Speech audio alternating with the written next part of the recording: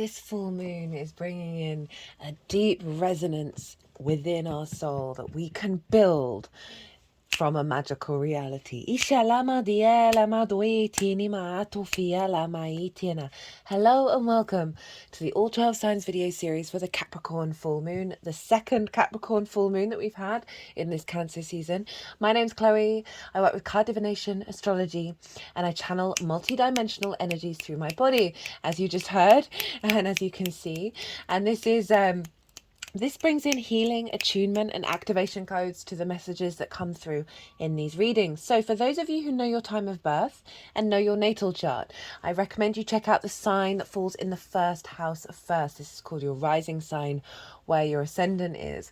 I read for all of the signs as if they're in the first house, so the astrology will link in closest with that. However, it doesn't invalidate you looking at any other part of your chart, right? Just look to whatever sign it is that you're tapping into, look to the house that it's in and the themes of that house. You want to apply those themes as well as all the meaning you've got going on in that sign to the messages that come through, because it will be as if that sign from your natal chart has now moved to the first house. So the astrology will still link in. You just got to add on your own natal chart meaning on top of it. Right, I am reading for Virgo in this video, so let us begin. Virgo rising. How you doing, Virgo? We're reading for the Capricorn full moon. I read for the rising signs. So for those of you who have Virgo elsewhere in your chart, look to the house that it's in and the themes of that house. You want to apply those themes as well as all the meaning you've got going on in the sign of Virgo to the messages that come through. It will be as if that Virgo energy with all of the meaning of your natal chart has now moved to the first house. So the astrology will still link in and you've just got to add on your own natal chart meaning on top of it. As always, take what resonates, leave what doesn't. I am going to be breaking down the main themes of this moon and how it relates to the Virgo rising. So as I break down the astrology, I'm going to be shuffling this deck. The cards are going to go everywhere. And at the end of the astrology, the energies that I channel through my body, they're going to move the cards around. They're going to do some energy work. And then they're going to bring the cards into the three piles. The three piles represent, first pile is what's being released with this cycle. Second pile is what download are you getting that's being activated that you're then going to work with over the next 6 months to the new moon in Capricorn. And then the third pile is how to work and amplify the energy of pile 2. So let us crack on. So this beautiful Capricorn full moon, the second that we've had, the first one was right at the beginning of Capricorn, so the initiation process, and now we have it at 29 degrees to the end, the last degree, the last degree of Capricorn. So we're getting a doubling down of the Capricorn area of our chart. A big sort of full moon energy marks an end of a particular part of a cycle. So there's an element of completion, an element of celebration, of energy boosting. And as I said earlier, I work with 6-month cycles, so we are closing out a cycle, but at the same time, because of the work that we've done over the last 6 months from the new moon in Capricorn, that we are going to be activating a new frequency in this area of our lives. And that is pile 2. I've done a collective reading. It's where I get to break down the astrology in way more detail. I get to really sort of embody the sensation and the feeling of how all the celestial bodies are talking to each other, right? And what would be that resonance. And I get to be a bit more esoteric. I get to be more philosophical. I talk about tools and helpful tips in order to soul integration and, how to walk this path. Also did a collective tarot as well. So if you want a deeper understanding of this moon, go check out that collective reading and come back and watch the tarot. So I'll touch on the major themes in this reading, but not the nuances. There's a lot going on in the astrology for this moon. The Cancer moon was pretty simple, and now there's a lot. This is an action-packed moon. It's quite wild. So the regulars, I'm sorry, I'm banging on about it. That the Capricorn and Cancer area of our charts are activating and manifesting the intentions of the eclipses, right? Because they square Aries and Libra. So when we have transits here, they are very powerful because they're in alignment with the eclipse cycles. And the Capricorn area of our chart since July last year has been acting as the manifestation point of the North Node in Aries. Now, we've just had the Cancer new moon, and that was activating the South Node energy coming from Libra. I do recommend that transit because it will give you a deeper understanding of the feedback loop between the eclipse cycles and the North and South Node. So this Capricorn energy is where we're headed, what we're striving for. So you may have felt like you've been pushing some boundaries, pushing some limits, going into new terrain, feeling more manifestation energy. Really just being able to cultivate with an intention of a longer term cycle, right? And excuse me, I'm just gonna have to pause for a second. Sorry about that, Virgo. So what was I saying? Oh my goodness me, my brain's capacity just to completely forget what was going on. So that Capricorn area of our chart has been, we're pushing the boundaries, we're activating our confidence of the I am of it all, right? That Aries energy into the Capricorn area of like the long-term committed cycles. And not only that, but so since Aries season last year, the new to the full moons have been in conjunct one another, right? The last one was the last Capricorn full moon because it was the Gemini new moon followed by the Capricorn full moon. And so an inconjunct, right, is this bit of a straight line with a kink at the end. And it's very sort of maverick energy. It's very sort of non-conventional. It's helping us break out of stagnation. To get creative. And so we've had a lot of downloads that may have highlighted a frequency of a reality that's more in alignment with our soul's path. But the flip side of the inconjunct is it can be very discombobulating, right? Because it feels, we're creatures of habit, guys. So when we've got like new frequencies coming in, it can feel like, oh, here today, gone tomorrow. It's not that they're gone, it's that they've unlocked parts of yourself that you may not have, had a easier access to. And now with the new moon in Cancer to this Capricorn full moon, so it's going back into the opposition now. The streamline energy. So we're now activating a cycle where the new to full moons are going to be in opposition. So it's bringing in a level of balance and commitment and integration. Of all the integration work that we've been doing over the last year and 3 months. And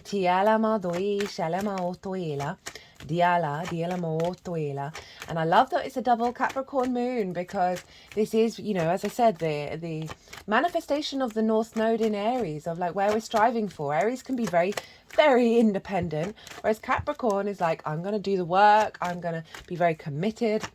It's a very grounded energy. So I love that it's manifesting through the collective earth sign, right, of the longer term trajectory, right? That impulse of the I am is also being built up into our foundational energy, right? So where, it is about the individual, but it's serving the collective.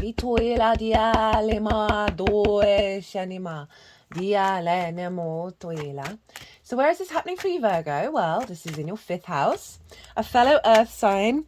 It's in your 5th house of your creation energy.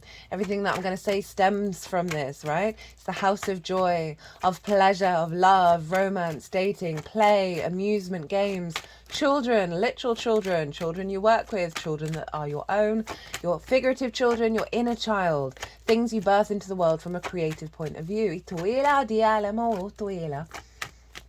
It is that joie de vie, right? That sort of that creation energy within you, and it's Capricorn, right? Capricorn can take a while to mature because it's ruled by Saturn, but it is about the longer term cycles of time. It's very sort of archetypal, architectural structures. There is the element of the tradition, of the love, the ancestors. In your fifth house of your creation energy.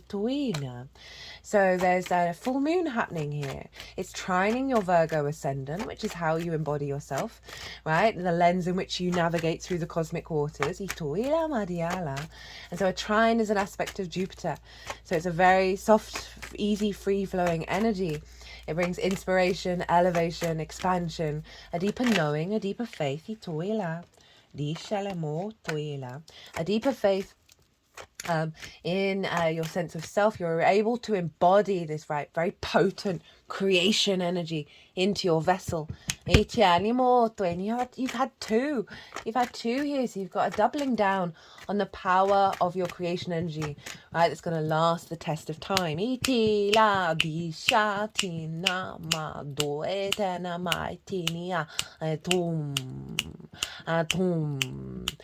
Atomina majina ma dufatini ma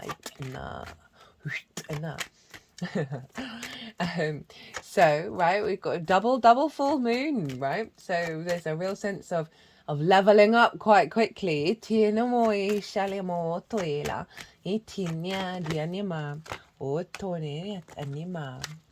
That you're really cultivating you're going into new territory with this, right? Remember, it's the North Node manifest, and that's in Aries, and Aries is like the first one out into the world, right? Wanting to go and explore and go and experience. And so all that passion, that drive is actually coming up in your creative energy, but in a very grounded, stable, mature, wise way.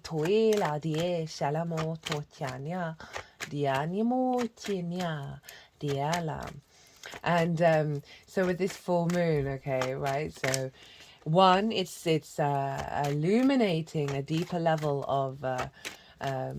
of wisdom and resonance that you have to your creation energy, right? It's very powerful. It is helping you tap into the ecosystem around you, and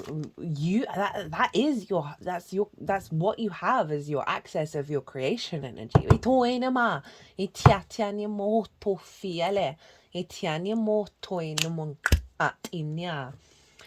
And so let's get into the astrology, because the astrology is wild. I'm not going to go into all of it because there's a lot going on. And it's just like, whoof. Okay, another moon that is absolutely whoa. Okay, so Pluto. Hey, Pluto. Oof, did you see that? The Tower and the Ace of Wands wanted to explode out as I was about to talk about Pluto. So Pluto's conjunct this moon. It's in Aquarius, but it's at 0 degrees of Aquarius, and the moon's at 29 degrees of Capricorn. They're basically on top of each other. And it's also opposite the sun. And so we've got this infused power coming through with Pluto. Now, Pluto is retrograde. It's going to dip back into Capricorn at the beginning of September for a couple of months, and then make its final ingress into the sign of Aquarius. Now, Pluto in Aquarius is all about recalibrating our innate id power, our magnetism, to our universal truths. It's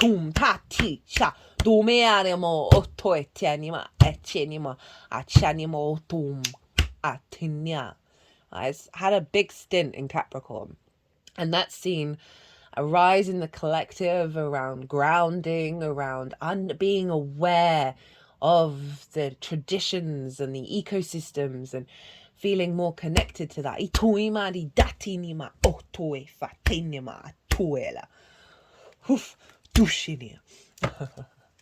And Pluto in Aquarius is like, so they're both ruled by Saturn, Capricorn and Aquarius. And so Capricorn is deemed to be sort of more that sort of traditional, the ancestors, that which has come before us, that which we will repeat. Honoring of the old ways. And whereas Aquarius is the other side of that, right? Is heading out to the future, is more egalitarian, is like able to contemplate bringing in new modalities. So we've got this Plutonian energy that is the collective air sign in Aquarius, right, of helping us recalibrate to our inherent truth within ourselves. That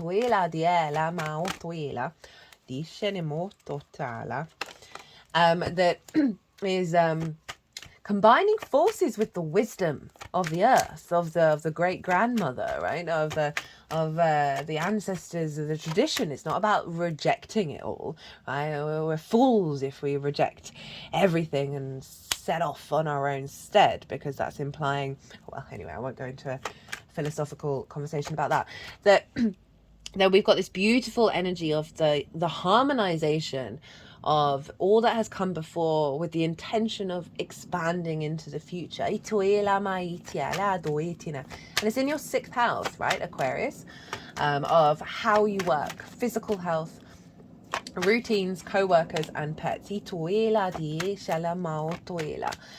Pluto is really recalibrating how you understand how you work things out, right, and how you look after yourself. I've done a Pluto and Aquarius transit series. That's still relevant. You might want to go and check that out to get an understanding of what Pluto is up to. But it's essentially, it's bringing your capacity to work into your creative energy. And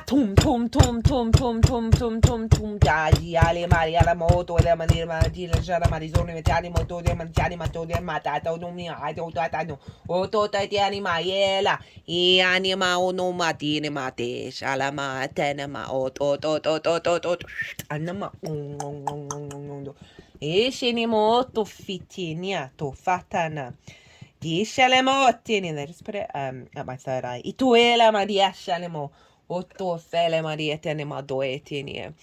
I just had the phrase spinning in the middle of the labyrinth, right? Like the I think it's the Sufi tradition where they spin. I mean, the spinning in lots of different traditions of that oscillation, right? Of we are always moving, but we are still present in our present moment where we are. This is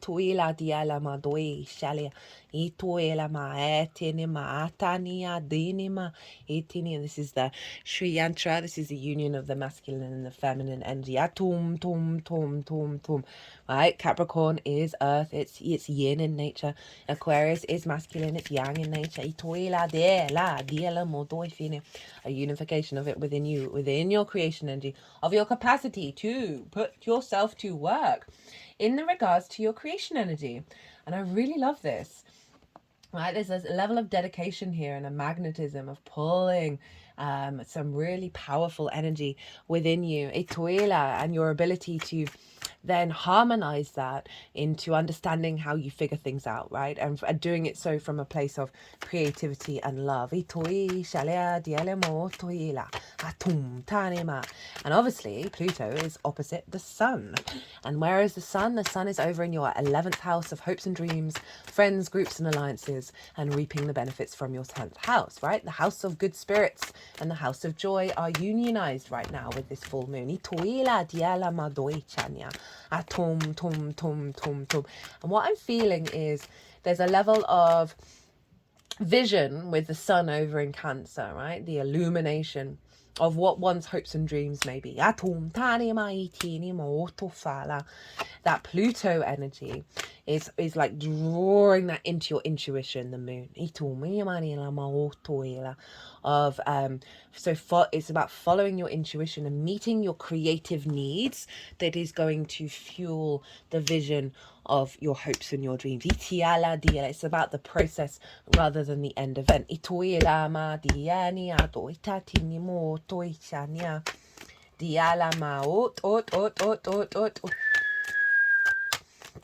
Okay, for just just in my head, it just popped into my head about this. I could definitely see this as drawing somebody towards you.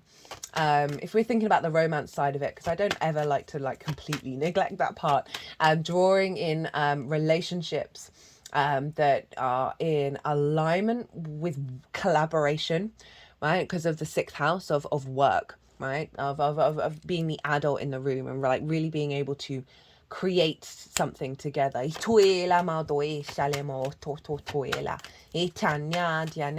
can definitely also see a release around a lot of inner child stuff. Frustrations of blocked. Oh, is this gonna work? Is this gonna happen? As I said, Capricorn and Aquarius, it takes like mid-30s for it to get a bit easier and mature. But if you're an awareness of that from an early age, hello young viewers, that you can speed up that process. I have no doubt. I know we're impatient. So what was I saying? Oh yeah, that in terms of inner child. Okay, so the adult in the room of the sixth house. So often we cannot be that because of what we've learned from our early years, and there can be a lot of an addiction in the fifth house. A lot of sort of prioritizing things that are superfluous, that don't actually serve you. And I really see like a strengthening of the opposite of that, with that Pluto drawing in that sixth house energy of no, you enjoy work, you want to take care of yourself, you want to look after yourself, and that's going to give you more energy to be more creative and be more abundant. Okay,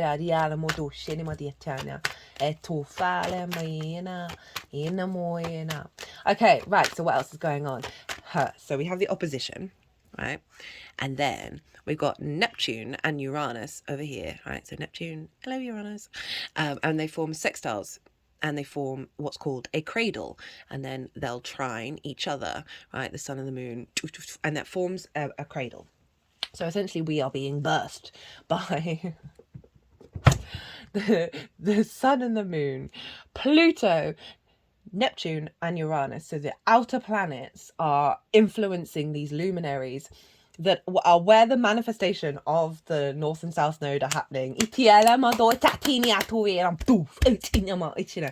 So like one big collective energy, big galactic energy, right? Really like taking us beyond the stratosphere of like, okay, let's ground this down into Capricorn. Let's infuse this. Okay, so Neptune is over in Pisces, opposite your sign, Virgo. It's sextiling the moon and trine the sun. And so these are all very lovely, harmonious aspects, very inspirational. As I said, the sextile, Venus energy, connection, harmony, creativity. Transits in the seventh. So it's about the other, right? Your intimate one-to-one relationships. That it can be business partners, one-to-one clients, intimate friends, romantic, long-term committed relationships, your therapist, as also source, right?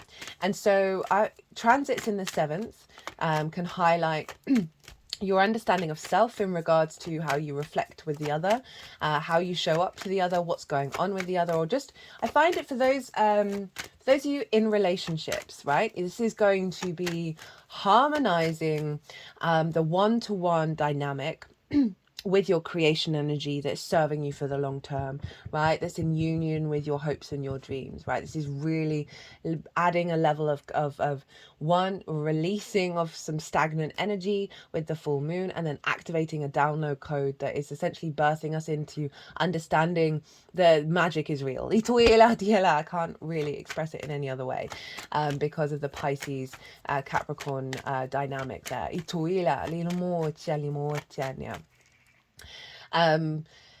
For those of you who are not in relationships and that's not on the agenda, it is a strengthening of your capacity to perceive the reality of magic, not the illusion, but the reality of magic with source when you create things. Right, so it's about tapping into your pleasure, into your joy, that is going to facilitate the activation of source over in the seventh, and bringing that magic and that creation energy together.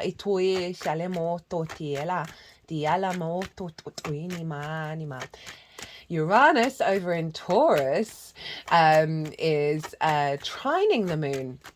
Right, so we've got that creative energy, free flowing, that sort of sense of appreciation and value between source and your creation energy, you and the other, healthier. People in your life that appreciate the creation energy that you have within you. So for some of you that might be more clients of your capacity through your acts of creation, of being able to reveal the reality of magic to clients.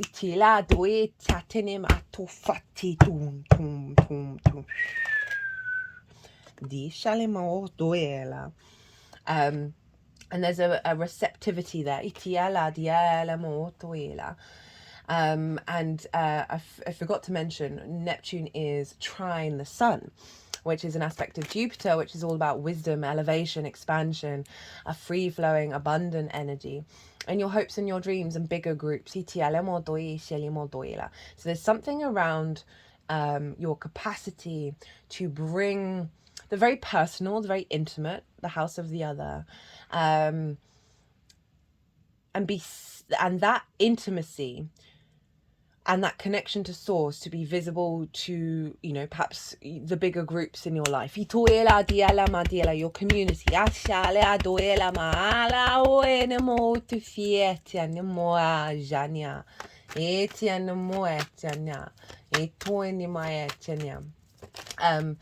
As well as, what else do I want to say about that?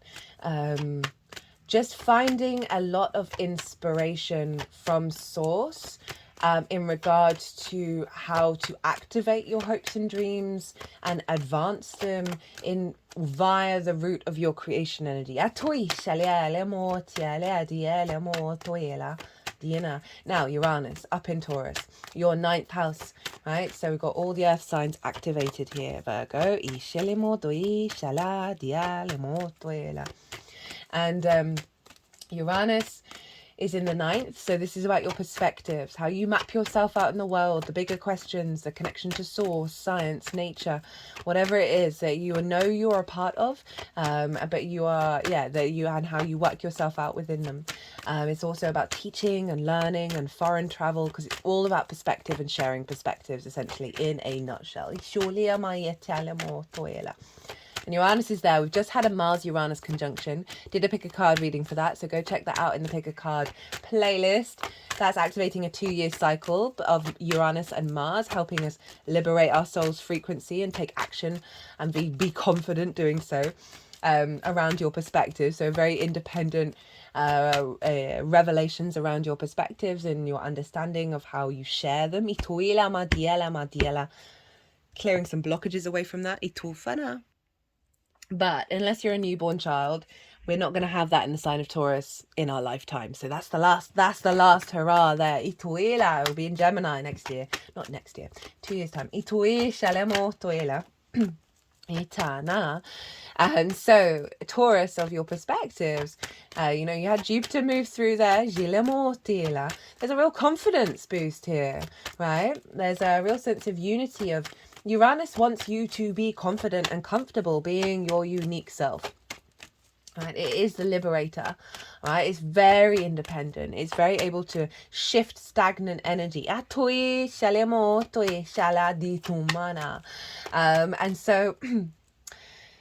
it's trining the moon. So you're getting so much strength to walk your own path and implement your unique perspectives into your creation energy. So in terms of like creative pursuits, that's you know, you're just infusing your unique frequency into that. It's in terms of relationships with children or with lovers, of you being very confident speaking your mind and sharing your perspectives, and it's not being dysregulated if you're faced with disagreement.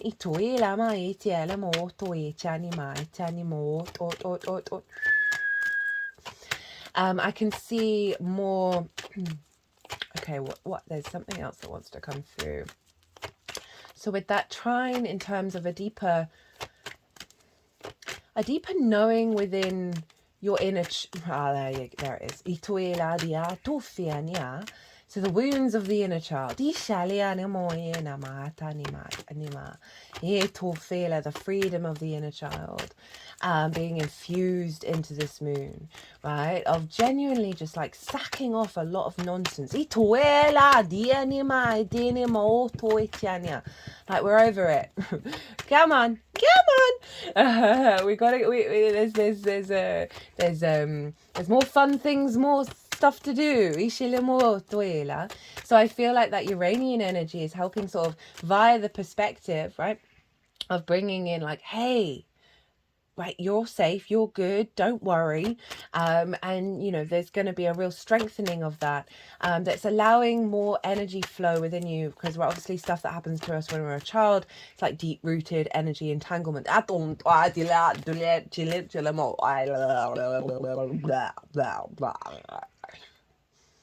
don't normally do that. It felt like a lot of entanglement coming up. Bleep,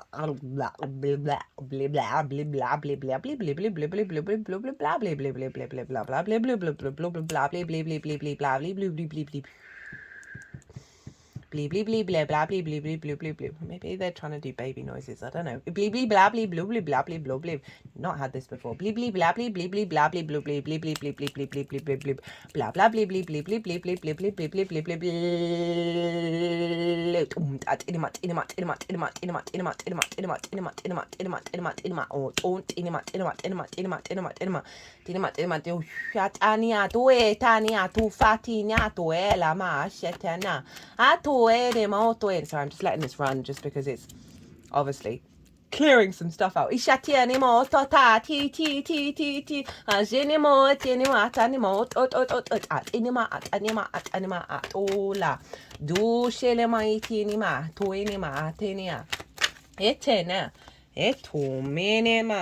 Etum dinima etanema hoto fala etini atu shania ti ala diala do fania do falama etum elama do fa dishetatum ela do etenia utofienia.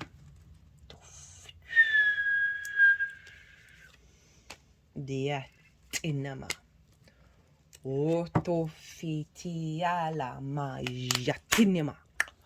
Well, Virgo, jatatanima to.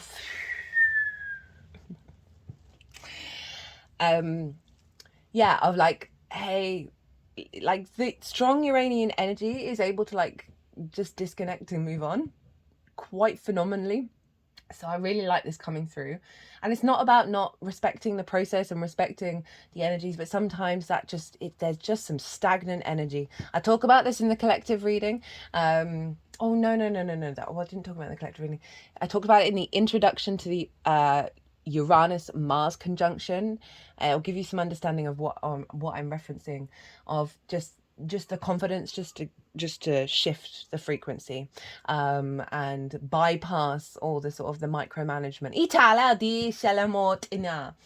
And so we've got that sort of sense of knowing that's coming from Uranus, that's feeding into this moon, right? The moon is our emotional body, where our needs being met or not being met, how do we give and receive nourishment, as well as our intuition. So a real sense of liberation around that in the 3D form, the vessel, the Taurian energy, ituela, your physical senses,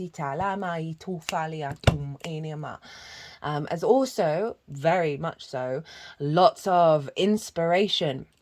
All right, lots of unique perspectives funneling into your creation energy.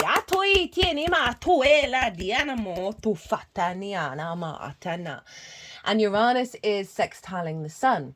So the Sun and Uranus are getting creative about how to create a perspective and framework within you that is going to nourish your hopes and your dreams, and then that's feeding into your creation energy. So you might see through a shift in how what brings you pleasure, what brings you joy, and just know that that is Uranus and the Sun, right, working together and getting creative to help realign you back into like a full holistic embodiment of self. Now, there's some other astrology going on, which I am not going to talk about, but I will say out loud. Mars will be in Gemini, exactly trining Pluto in your career house. Mercury over in the sign of Leo is exactly squaring Uranus by degree. And so you're getting some messages coming in from the magic of your soul, releasing some limiting beliefs and trauma responses that have blocked your capacity to embody your true soul's perspective. Now, we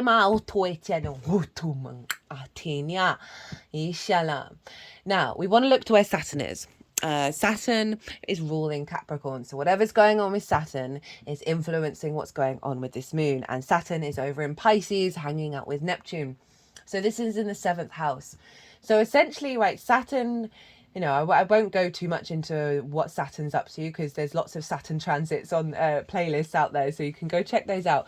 But the message from this moon is, right, Saturn retrograde is understanding our internal structure, and how we are able to create from a miracle space within ourselves. Our own authority of how we operate with the Piscean energy. Often involves a lot of surrender, right? Putting out ideas and then releasing them and then ting. And it's in your 7th house. And so I'm going to focus on source, right? So for those of you, this is about harmonizing a really beautiful relationship dynamics.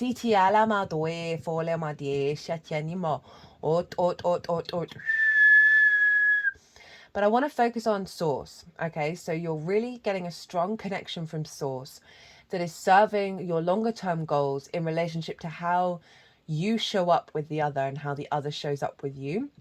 But the main thing is the inspiration coming from your co-collaboration with source that's feeding into your creation energy. And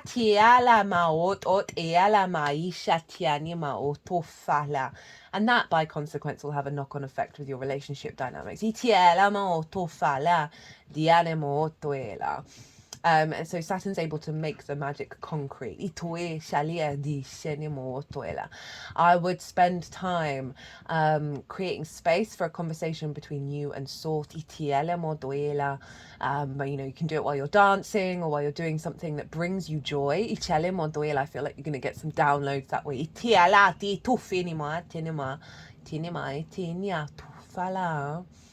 I do also see this soothing wounds around romantic relationships that may have had restrictions and boundaries and limitations and isolation.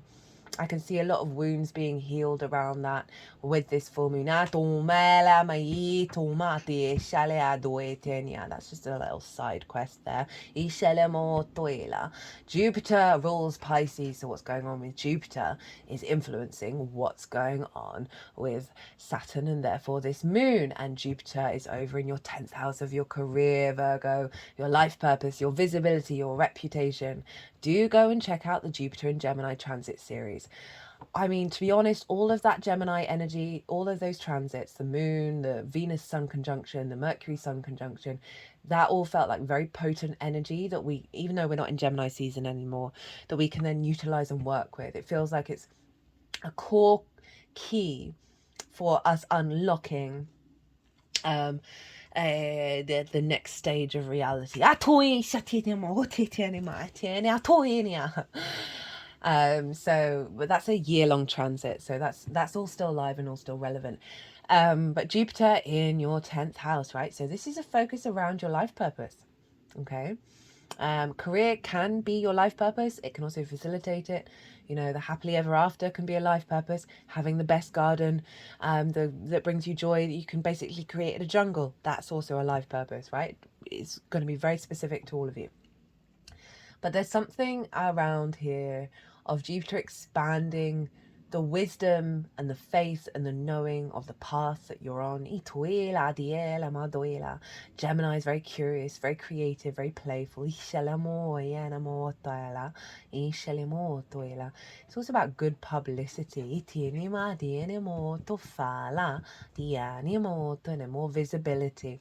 Right? So this is funneling into your seventh, right? With your relationship with Source.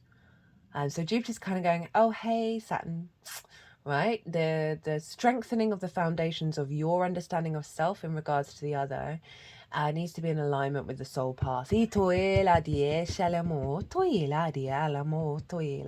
So whether that's bringing people into your life or you just being more confident within yourself.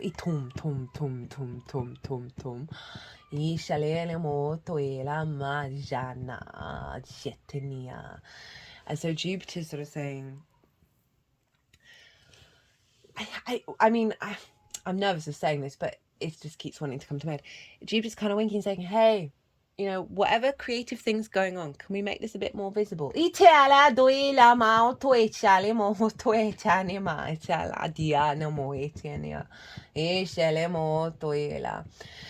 overall, this is tying in that joy, that pleasure, that creation energy into your life purpose. And what a beautiful thing that is. And that's giving you more creative input. So this could, well, another little side quest.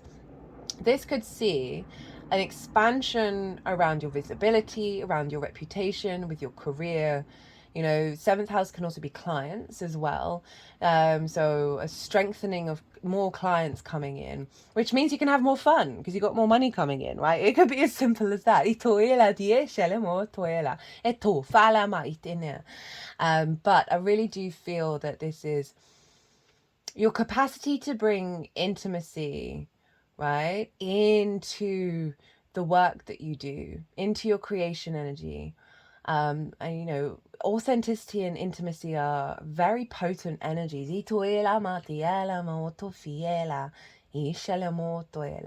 Now Mercury rules Gemini. So where's Mercury? Mercury's over in the sign of Leo, in your 12th house, your hidden house, your house of mysteries, right? Anxiety, depression, loss, grief, isolation, all of that good stuff.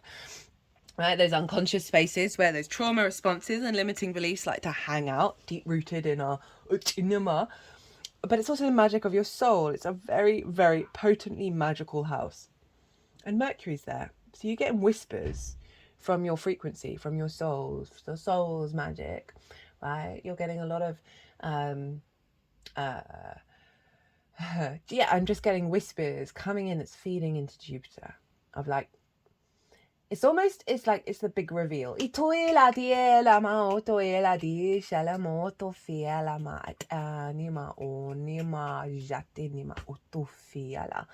Mercury is very good at figuring things out in the 12th.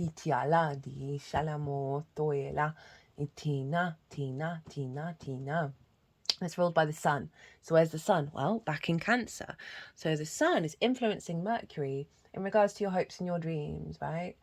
Of your capacity to bring things from the deep unconscious spaces, right? Those very archetypal energies into this energy, into this creation energy is very, very powerful. And that sun is making sure that's in alignment, right, with the vision around your hopes and your dreams, with the vision around, you know, visibility of reaping the benefits from your 10th house, of making that more accessible to bigger groups.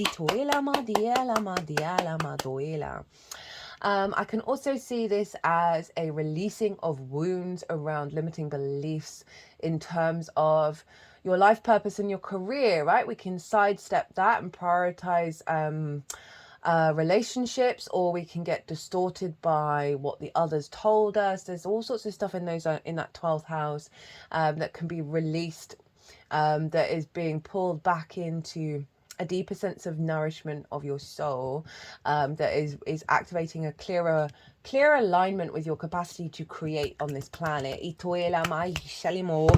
Right. Woo! That was a lot. That was a lot. That was a lot. So look to where your sun and your moon are in your natal chart. Look to the themes of the houses that they're in. And those themes are likely to play a role in the lead up to what manifests around the moon itself, as well as if you want to do some intention work, you want to work with the energy of this moon, call on your intuition to see which of those themes you feel like it's appropriate to incorporate. That just brings a more personal layer to this general reading. So I'm going to go consciously quiet. I'm going to soften my mind. The energies that I work with, these are going to move all over the place. The energies are going to do their own energy work. And then they're going to put the cards into the 3 piles. And then that's when I'm going to bring in the tarot with the astrology. So I'm going to soften my mind. I call you to soften yours. You just had loads of information. Let that all settle, and see what intuitive hits come up for you. While we're working through this. Iti ala ela. Ela maoto ela. Iti na dienima. Ito dienima. Ela di shinia doetiania. Edoetiania. Edoeshanima oela. Itini alama otoela. Atum tum tum tum tum tum tum tum tum tum tum tum.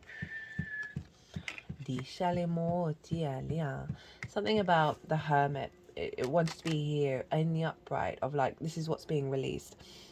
Of, you know, the hermit, what came to mind of like being very withdrawn, right? Being very isolated. Sort of perhaps disconnected. Being cleared out.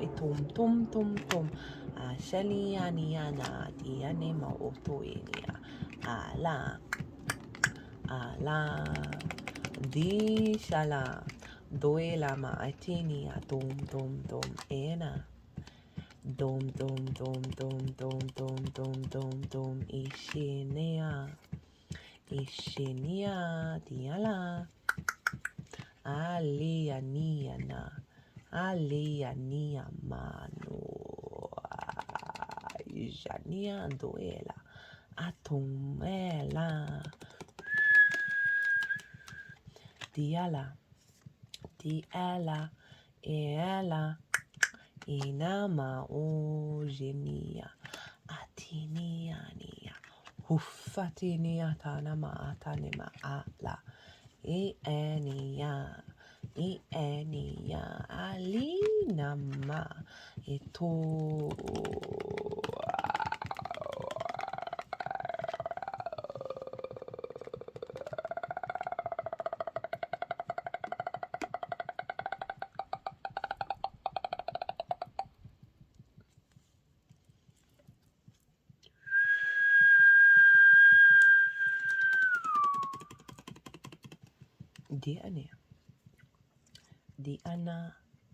Diana,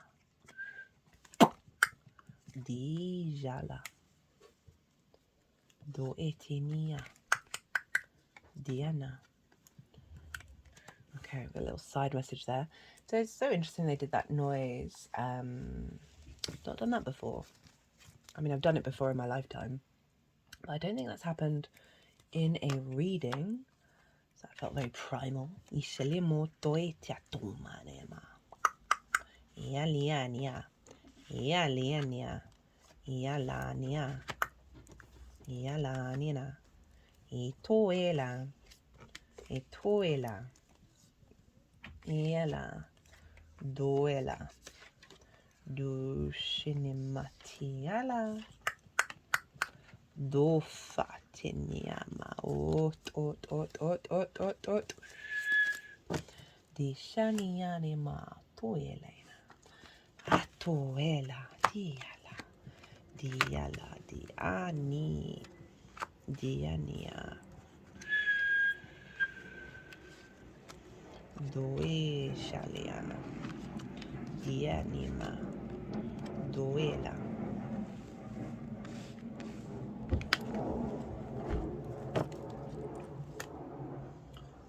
Tufiena.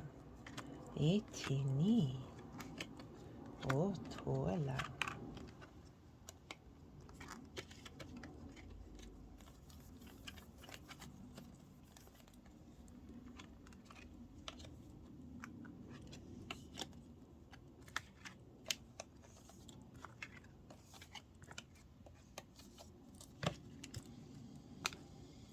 Well, Virgo, let's crack on. So, what's being released with this full moon? What have you been going through? How have you dealt with it? And what is the end? This is the end. This is the end. So we've got the 5 of Wands, we've got the 9 of Wands, the 10 of Swords, the 5 of Pentacles, the Death card, followed by Justice, Page of Cups, 6 of Cups, 6 of Swords, 7 of Swords, the World. Right, so this is clearly what has been dredged up to the surface that you have let go of. Right, you've been going through the process of releasing this troublesome energy. Right, so we've got the 5 of Wands. This is, there's movement, there's no momentum. It's a lot of kind of conflict energy, right? With that creation energy, I could see it as, you know, just not quite getting projects done, romantic relationships just being a bit frustrating, and always just not like full-blown fights, but just kind of like, well, why is this energy not flowing?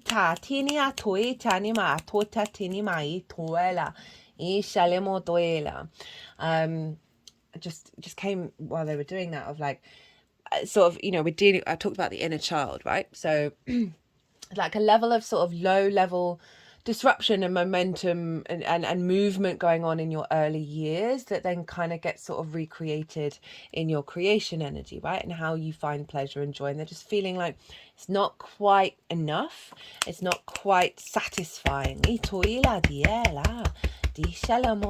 this is also kind of like procrastination, right, of all the things you want to do.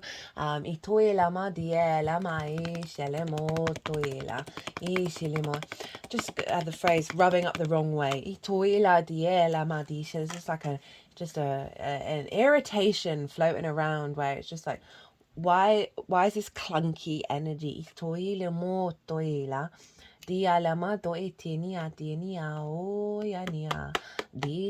some of you, if you've got children, right, this is there perhaps has been a bit of a rampage going on, and a bit of a like, why are we always doing battle with one another? The 9 of Wands. This is feeling like all by myself. I've got to do it all by myself. I'm exhausted. I'm burnt out. I'm still damn standing. I'm standing here. I'm not going to not stand here, but I am exhausted. Right? So it's very much then constantly being on the defensive, which might be a result of this if we're thinking about like the early years energy, where you're then, right, how you connect to your creation energy, your pleasure, your joy, romance, dating, children, create like things you birth into the world, whatever it is, that you feel like it's just a bit of an exhausting task that isn't getting any feedback loop or resonance, and the feedback that it is getting is more conflict, and then that recreates this sort of constantly in the back of your head with the expectation that's what's going to show up, and therefore, you know, the power of the mind and all that shit, where it's just like it's a bit of a struggle bus there, right? So we've got the 10 of Swords, immobilized, limitations, right? So this is where the North Node is manifesting. So we're going into new territory. So it's not surprising that old territory is like, hey, wait a minute, don't leave me behind. So this is like this is a very karmic card, because all the swords are along the spine, and we store a lot of karmic energy in our spine, that wounds from early years, wounds from the ancestors, from past life energy that has just kept you quite restricted, kept you quite limited, You're not fully embodied, you're not fully in your power, you're not moving around out in the world. There's something about preconceptions, ideas, constructs within your energetic field that's blocking your kundalini energy. But you've learned a lot of wisdom from it. You see this hand gesture, and this is the same symbol that the Hierophant makes. It's 2 fingers up. Let me do it. 2 fingers up, 2 fingers down. It's the benediction between the bridge between as above, so below. The Buddha does it. Jesus does it. It's a vibe, sort of acknowledging like the polarity of the universe, right? Okay, sometimes we got to suffer a little bit in order to really embed that wisdom. So this is what's being released, and so these things may have come up. They may have been in varying scales of big deals, or just like, oh, I still feel like that's within me even though my life's great, right? So that can be like a really like fine thread of entangled energy that's just like, oh, that niggle that doesn't appear to ever want to go away. We got the 5 of Pentacles. It's this scarcity, feeling left out in the cold, run down, separated from your creation energy, exhausted, right? Not surprised with that 9 of Wands as well. That just generally just feeling a bit run down with your creation energy, just a bit sort of it's again, it's a closed loop of energy rather than there being a feedback loop, a healthy feedback loop. You know, in terms of like relationship dynamics, right? This is not fun for anybody. Like how you find your pleasure, your joy, your love, and you're met with this being left out in the cold, right? That's some pretty brutal energy showing up here. As I said, this may have shown up quite loudly over the last 6 months, or you're just like, oh, why do I still feel that way? But the death cards come, right? So this is you acknowledging, no more. Right? So this is acknowledging the release of that which has had a hold over us. That has an that's previously had an authority over us, but no longer does so. So Scorpio, you have Scorpio in your 3rd house of your day-to-day. And so this feels like you have been practicing the releasing of the letting go of this pain. On the day-to-day, right? You've been recalibrating. Justice, Page of Cups, 6 of Cups, 6 of Swords, 7 of Swords, the World. So this is a different feel to this, right? This is you objectively, with empathy, being an awareness of what, why, how, when, where, right? And being able to make good decisions that serve your inherent value, right? Libra is your resources, your skills, your tools, of how you manifest, and also how you bring in regular income, and how you value yourself. So there's something around that, right? So this could be honing your skills as well as genuinely being like, no more, because objectively this is not actually reality. This is not actually my true value, and I'm making a decision, like enough is enough, right? A judgment call has been made, because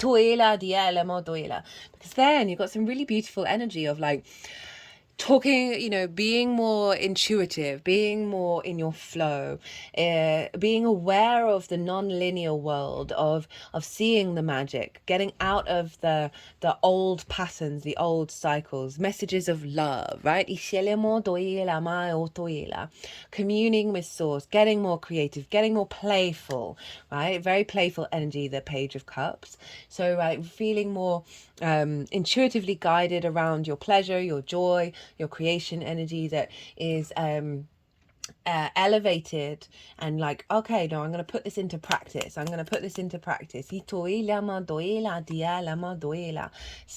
2 sixes, 6 of Cups, 6 of Swords, being able to be at peace with the past and seeing the beauty in it, seeing it as abundance, right? Flowers are growing out of it. You're feeling more safe and secure in your vessel, because there's been a switch with that Libra, right? With that death card and the Libra, of just being like, this is no longer my paradigm, okay? And I'm at peace with everything that's come before. And this can also be you know, the inner child, right? Of like healing that inner child wound. 6 of Swords is honoring that you know you've been through some difficult times, but you are moving into a new landscape, right, with some core perspectives that are going to serve you to create with this new dynamic. Seven of Swords in the world. So the Seven of Swords steals away the Five of Swords. It is about thinking differently, and it's about bringing peace into your life and the determination to do it, right? And not worry about the responses, right? This figure is stealing something away. They may get caught, but they know why they're doing it, and they know the reason behind it, and that is to make sure that the war isn't going to go on and on and on and on. So you are making that determination to activate a new perspective around the conflict you may have felt within yourself, around your creation energy, your pleasure, your joy, and you're like, no, not anymore, thank you. Because then the world card, right? This is know thyself, this is Saturn, and the world will open up to you. So this really shows a great deal of work that you've done over this cycle of helping come back into your power and your expression of self, clearing the deck so you have are able to co-collaborate with Source in a beautiful way.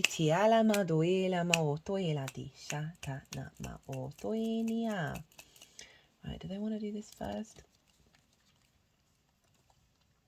So I believe it was the Eight of Swords, the Tower, the Devil, the Empress, the Three of Cups, the Nine of Cups. So this, the Devil was at the bottom of the deck, and they added these cards into it.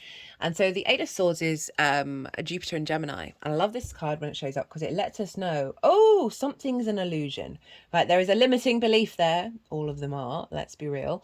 And we are not trapped. We are in fact escaping. And so there's something about a limiting belief within yourself falling away in regards to your creation energy.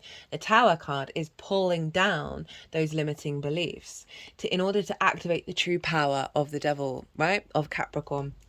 Because before the horned god was the devil, it was Pan. It was the masculine fertility energy of how we create in the 3D world. Very potent, very powerful.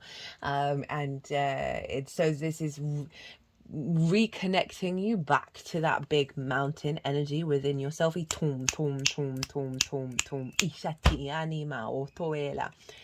the Empress, this is Venus, right? This is about creation energy, fertility energy. There's bringing about a state of flow. You're in your flow. There's a sense of union here. Being with others, like-minded people. There's movement. There's abundance. But overall just feeling more in alignment, and doubled down by the Nine of Cups of genuinely feeling very emotionally balanced, very confident and comfortable within yourself, with your existence. Woo! Powerful. Okay, so what's the download? I mean, it's that and this. I've got the Ace of Wands, the Knight of Cups, the Two of Pentacles, Two of Pentacles in reverse, apologies, Three of Pentacles, the Judgment card. Hello, Jupiter. Not Jupiter, began with a J. Pluto. The Magician, Mercury, Eight of Wands, King of Swords, Six of Wands. Okay, so relight your fire. Passion, desire, creativity, joy, igniting. I really don't need to say anything more than that. Coming with the King of Cups, who turned up for nearly everybody in the Cancer New Moon video series. This is your emotional control and your ability to create from this imaginative, loving, creative place.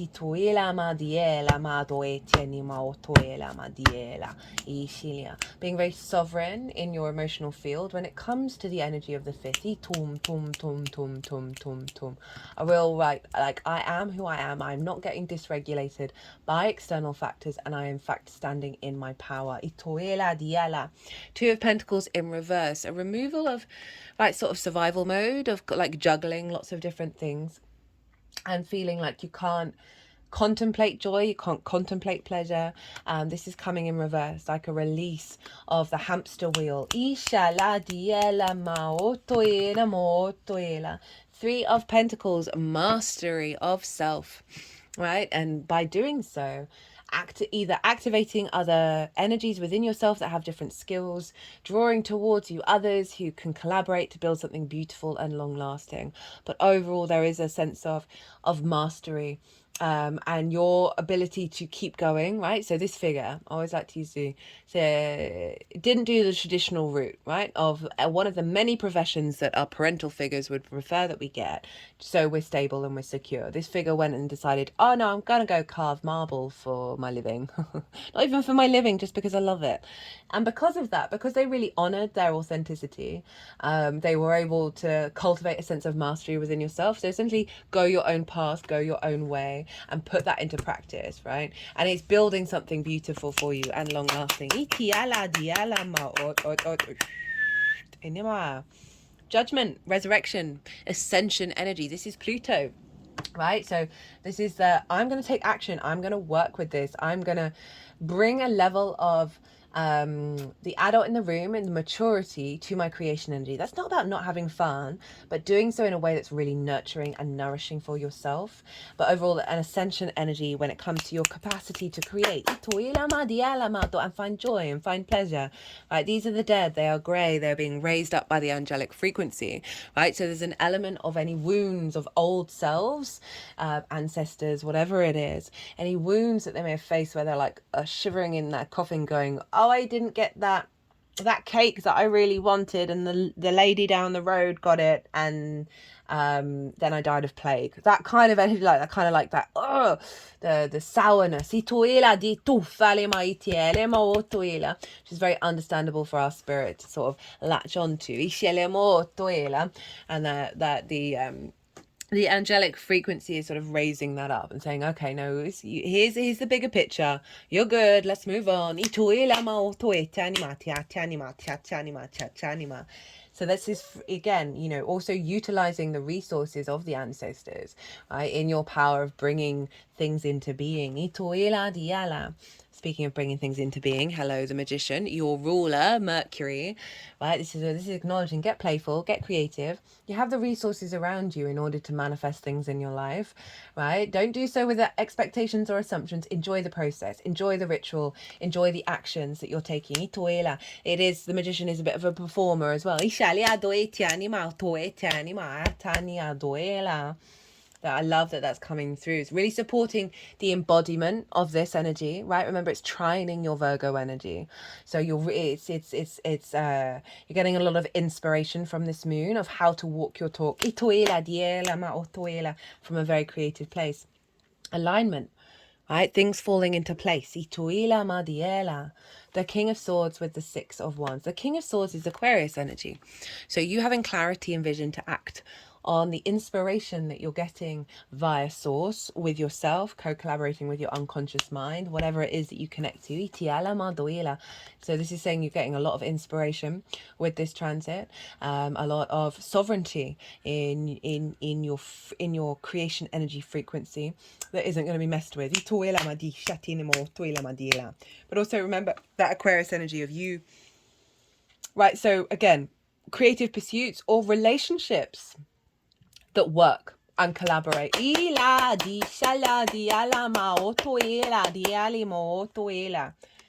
of Wands. This is the victory card. This is someone who's gone and done a difficult thing and they're being celebrated for it. They're being recognized. So whether this is recognition from the outside world or simply a recognition within yourself of the value that you have and what you're bringing to the table in terms of cultivating your creation energy, your joy, your pleasure, right? It's worth it. It is going to bring you into a state of victory. How to amplify this energy. Four of Swords, Eight of Pentacles, Ace of Swords. Hello, the Hermit, Virgo. Hello, Aquarius, the Star, the Fool, and the Lovers. So this is saying you need to go and do a bit of meditation. You need some stillness, right? There's a calm here. And or simply know that you are held by something bigger than yourself. And the wounds of the Three of Swords can be turned into truth. Can be turned into inspiration. But it is saying that in order to sort of cultivate this energy, you need a moment of yin, right? You need to be able to let that, let the inspiration, let your creative juices, let all of that cultivate a space where you can amplify it in the stillness. Also, again, meditation, prayers to spirit, prayers to source. They just put the hands together in a prayer.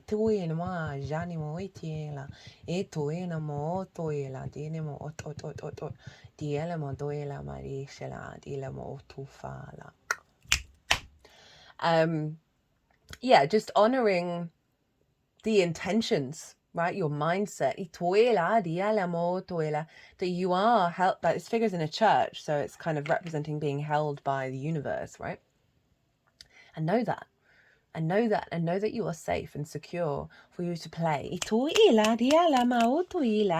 then got the Eight of Pentacles. So with this inspiration that comes through, putting it into practice, this is also saying whistle while you work. This is about the refinement of what you've been building on already, right? So you have a lot of power here in the Capricorn area of your chart, which you're not going to get in the same way for another 18 to 19 years. So really honing your craft, honing your skill, honing and refining truly what brings you joy, what brings you pleasure. Putting in the effort, right? So for those of you who are instigating a new romantic relationship, this is saying, you know, it is going to take work and you're going to enjoy doing it. And that's whole part of the process.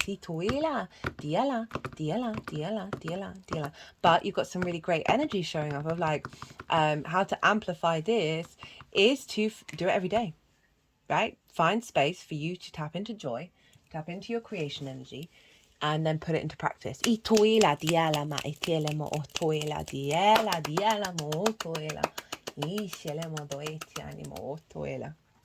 I was just thinking about what sort of thing I would do of like, I've got lots of wildflowers growing where I live. I like to cultivate them, mostly because the slugs eat everything else. And it just brings me so much joy to just go and look at them and go and just see the bees. We've got lots of apples at the moment.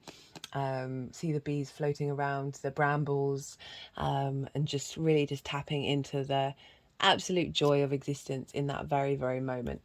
It's that kind of thing that you want to sort of cultivate the space for it. Ace of Swords. So this is about inspiration coming in from source that's aligning into your own sovereignty, right? So there's, again, I keep saying meditation, do whatever you feel like represents that energy of giving yourself space for the ideas to come through. But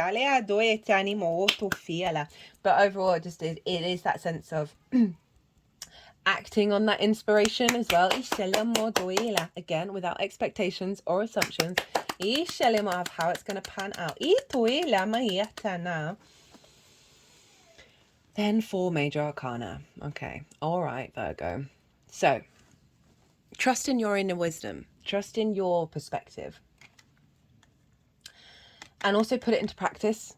Your body, your embodiment. Try, you could perhaps do sort of like a body scan around your creation energy in your body and see how your body responds to that. There may be some stuck energy within that. I'm just saying because Virgo is your first house, so it's your body, of doing scans in that way and then seeing what's there, and doing some work and releasing around that.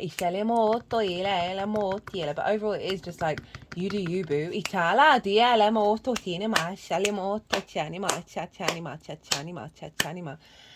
For those of you, this is like just honoring your wisdom, honoring the wisdom that you have, and not letting that be distorted by other people's understanding of existence. Now, that's that Uranian energy as well up in Taurus, of you walk your own path. We've got the star. This is Aquarius, but this is also about being your authentic self, and by being that, you do deep healing work, and that heals not only yourself but the landscape around you.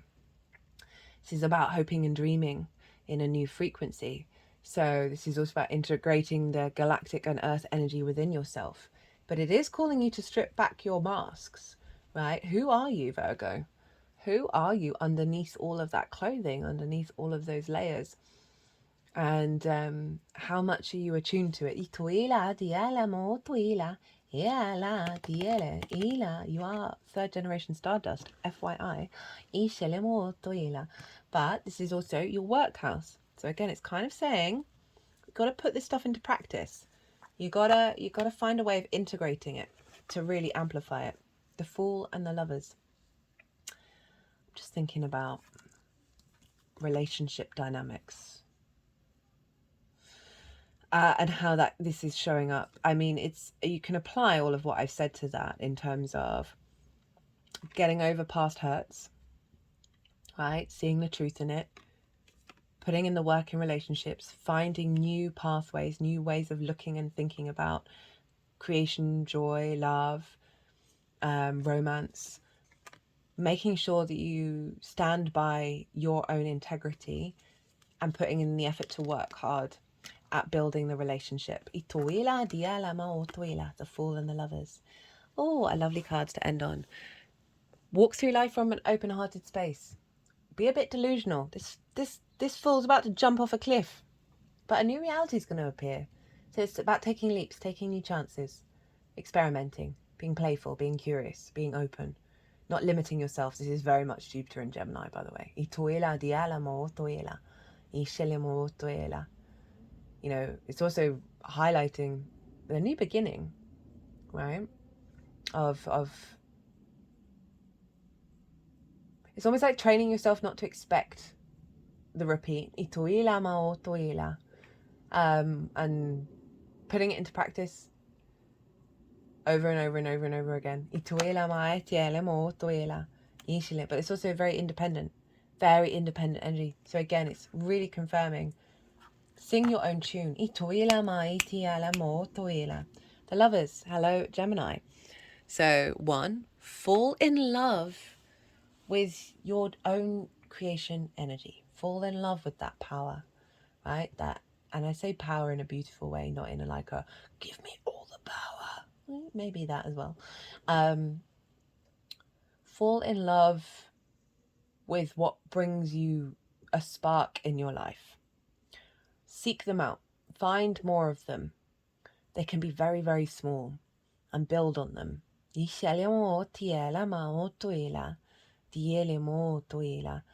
this is Gemini, and it's also about making the right choice at the right time.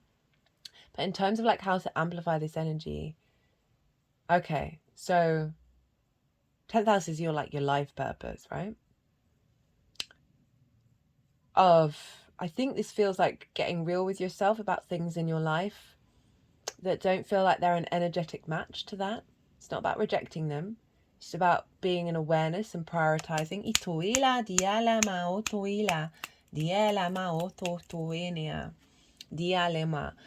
But as just a general message, I do feel like this is a union between your capacity to bring that creative energy, bring that joy into your life purpose, and that may be a romantic relationship. This might, okay, for some of you, this is about going out on dates. Go out on dates, Virgo. Go and explore. Go and see what's going on. That'll be for some of you. Okay. They wanted 3 for you, Virgo. You're my last reading of the day, so I'm going to do all 3. Okay, we've got Root Girl. This one always makes me cry.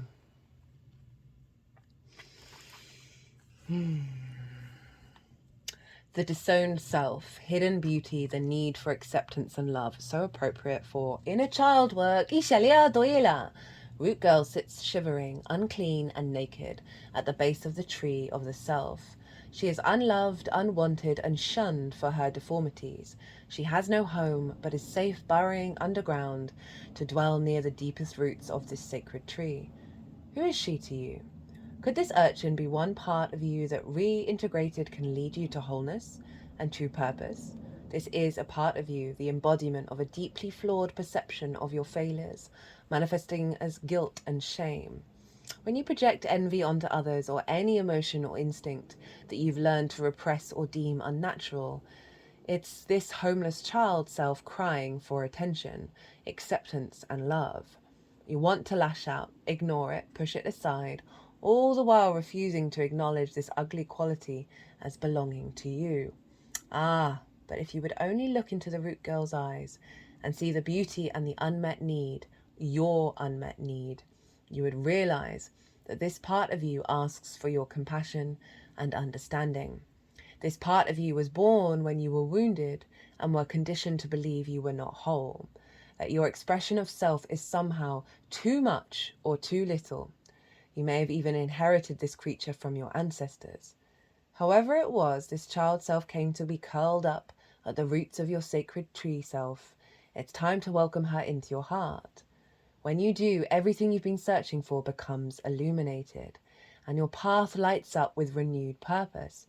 When you come to love Root Girl and claim her as your own, accepting her and your humanity, she is transformed, just as you are. Then all manner of magic begins to arrive in abundant form. Look for the beauty. Oh, love that. Nice bit of healing going on there, and acceptance, right? There can be a lot of taboo stuff going on in the 5th house. Lots of shame, lots of pain, lots of regret. And just the more that, that 6 of Cups is screaming at me in my head right now, of just genuinely being like, it's okay, right? It's genuinely okay. The universe is unconditional love. So all we can do is try our best, right? And do what's in alignment with self. Eyes of the eagle, protection, inherent trust, rising above the fray. The eyes of the eagle offers you the gift of foresight, the skill of looking ahead, to see the unfolding of destiny before all manifests as reality. The eagle's extraordinary vision allows it to spot the tiny mouse from its lofty perspective, as it flies thousands of feet into the atmosphere in a similar fashion. You too can train your keen eye to discern the workings of humans. Very Aquarius. Eyes of the eagle is an invitation to witness the good, the bad, the ugly, and the beautiful, yet react to nothing. Act only to further your noblest calling. The eagle lies above all creatures when it meets obstacles. It simply rises above them. Know that you are protected. You can fly high above the judgment slings and the arrows and the darts of envy from others who may not have your great wings and are still arguing with the pigeons over crumbs. Trust that you are ready for whatever fortune has placed before you. Even if you feel not yet properly equipped to meet its challenges, your willingness to say yes to spirit has nothing to do with how well outfitted you are. Hesitating, on the other hand, will suck the air from under your wings and make you lose altitude. You are called now, to trust your heart and your instincts, to move fearlessly and not waver. The time is right and no harm can come your way if your motives are pure and you act courageously. Follow your creative energy. Virgo. And again, it's sort of tying into like not having expectations or assumptions about how things are going to turn out, right? That's the fighting over crumbs with pigeons kind of energy, right? You are enjoying the experience. You're enjoying the journey with that full energy. First breath. A fresh start and renewed curiosity. Natural trust, beginner's mind. When the first breath card shows up for you, it is time to leave the old stories and tales behind. You have arrived. Take a deep breath and another. There is nothing else you need to do but to take in the new world that is revealing itself around you.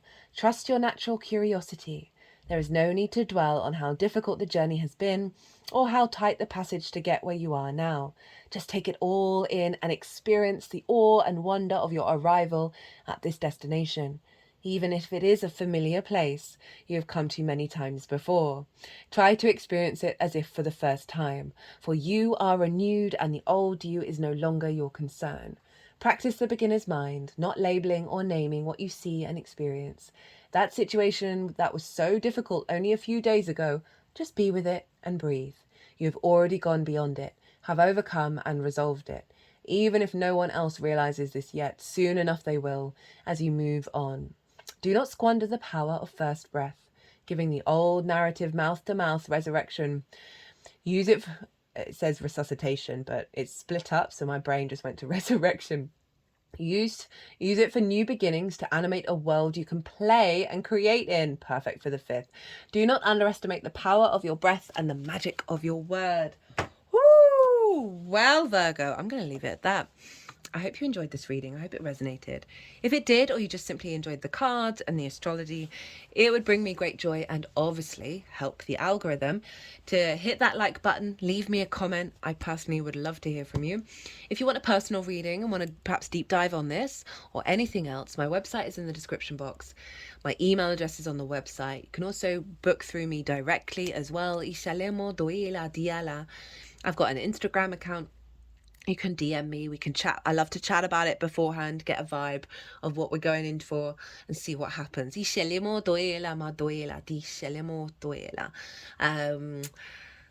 Virgo, be good to yourselves, be good to those around you, be safe and be well until we meet again.